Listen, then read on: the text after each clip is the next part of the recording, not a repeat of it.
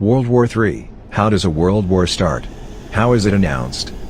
World War III fears have been sparked and around the globe, people are in fear World War III will be announced.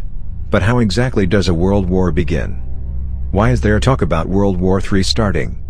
Iranian Qasem Soleimani, head of Iran's military Quds force, was arguably one of the most powerful figures in the Islamic Republic.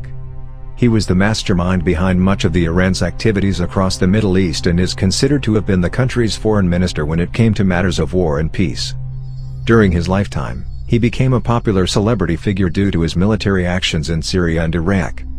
In a statement, the Pentagon said, "At the direction of the President, the U.S. military has taken decisive defensive action to protect U.S. personnel abroad by killing Qasem Soleimani."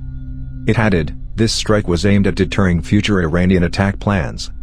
The United States will continue to take all necessary action to protect our people and our interests wherever they are around the world." How does a world war start? A world war is an all-out conflict, involving combatants from around the globe. Specifically, it is defined as a war engaged in by all or most of the principal nations of the world. While several conflicts aside from the First and Second World Wars have involved several nations around the globe, world wars are defined by the involvement of the principal nations.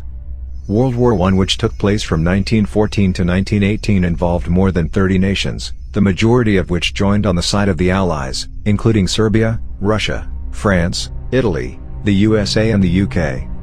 The opposition was led by Germany and its allies including Austria-Hungary, Bulgaria and the Ottoman Empire.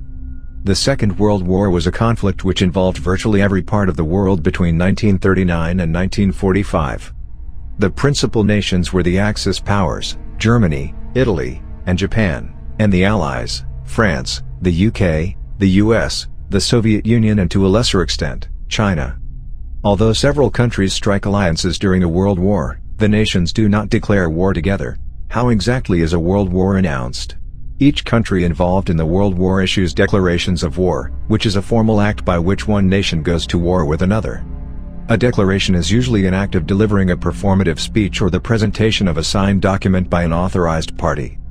In the UK, only the Queen has the power to declare war and peace, meaning that once the national government decides to declare a state of war, they are required to get her royal seal of approval before it can be announced to the public.